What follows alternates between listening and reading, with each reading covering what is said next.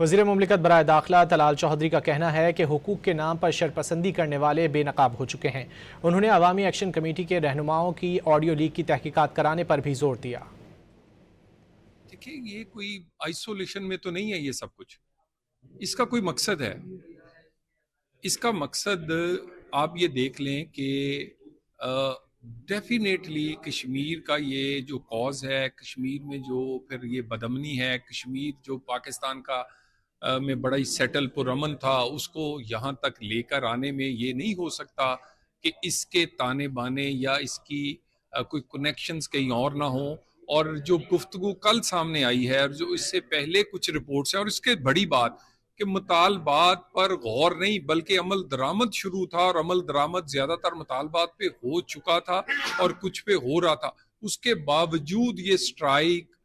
جلاؤ گھراؤ کے مقاصد تو ہیں، لیکن